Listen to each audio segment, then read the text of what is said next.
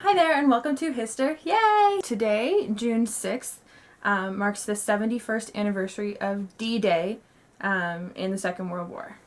D-Day was an Allied operation that occurred in Normandy, France.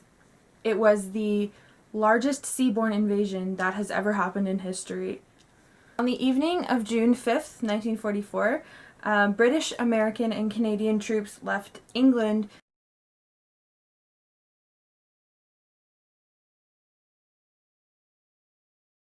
D-Day is kind of known for the seaborne invasion, that's the thing, but there were also paratroopers that jumped in behind the lines and they were all going to eventually meet up to form the big Allied Expeditionary Force and get everybody together. Of course, that took quite a long time, but when it did happen eventually. There were two British beaches, one Canadian and two American beaches. The two British were Sword and Gold, and the Canadian was Juno, and the Americans were Utah and Omaha. D-Day, or codename Operation Overlord, was probably, most likely, one of the biggest hits on Hitler and his army that would eventually lead up to the end of the Second World War. By August of 1944, northwestern France had been all but cleared of German soldiers.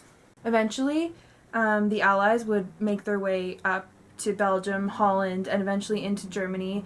And obviously we know that on May 8th, 1945, the war ended. D-Day is widely celebrated. A lot of people know what it is. It's probably one of the biggest known World War II successes. And it is important, like I said, because it was massive. It was the biggest seaborne invasion in history ever. And it's just incredible.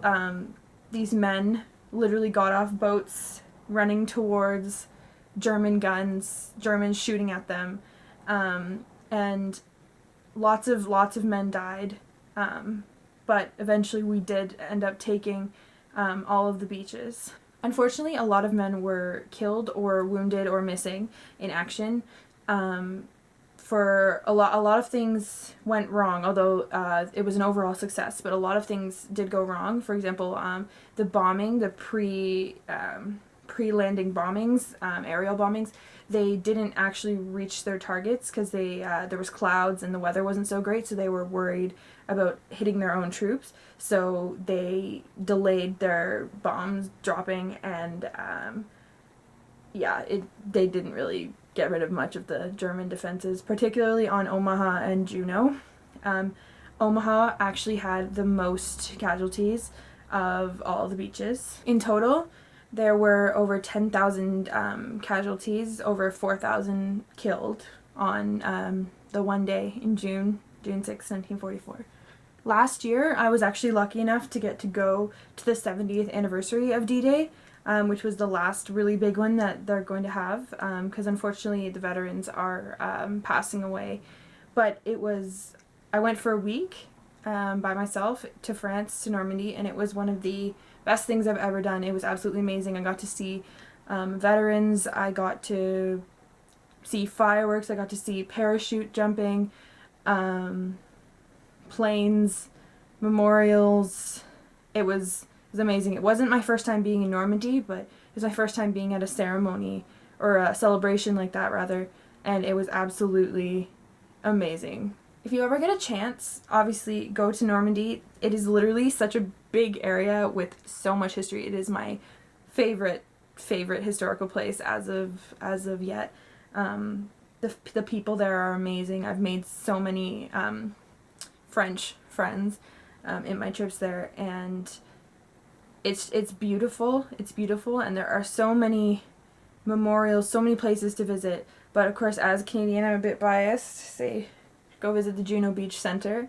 It's right on Juno Beach, and it's fantastic. It gives you the history of Canada before the war, and all through the war and after the war, and it's absolutely amazing. If you want to go on Twitter, or Instagram, they have the hashtag #TheyWalkWithYou, which is kind of like their motto. It's when you walk the beach, on Juno Beach, they walk with you. So it's kind of a nice way that they remember the soldiers that fought there. And of course there are tons of centers all across the Normandy region. Like I said, tons of memorials. A lot of them are small memorials that you have to kind of drive around and find for yourself, which was one of the best things I did while I was there. I found quite a few hidden ones. Yeah, there's tons.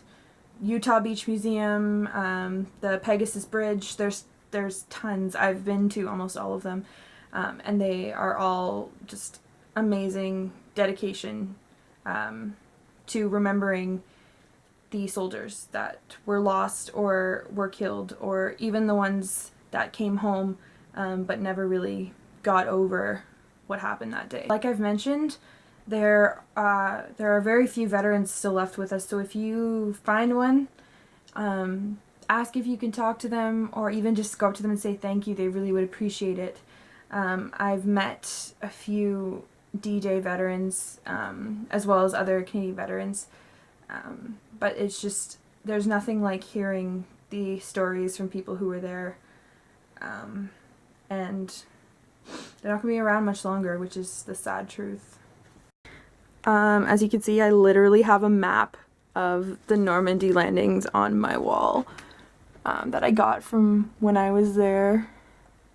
Shows all the different sections and the beaches, and then all the towns. This is my biggest souvenir from when I went to the 70th anniversary in Normandy.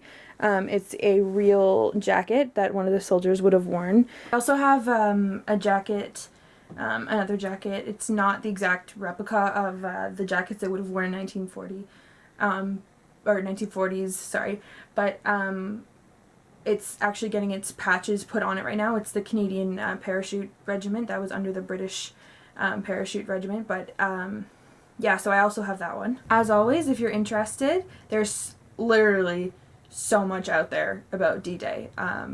Not so much about the Canadians, but about the Americans. There's a lot, and the British. But yeah, if you search, you can find info on all the armies, all the nations that fought on D-Day. So I do have a Twitter now. It's at Historyay, so HISTORYAY, and an Instagram, which is Hister_yay. So if you could follow me there or spread the word, I would really like to get this channel out there so people can see that, like I say, history is cool. All facts and information is from research done by myself or by others, so as always I'll put the links to the information down there.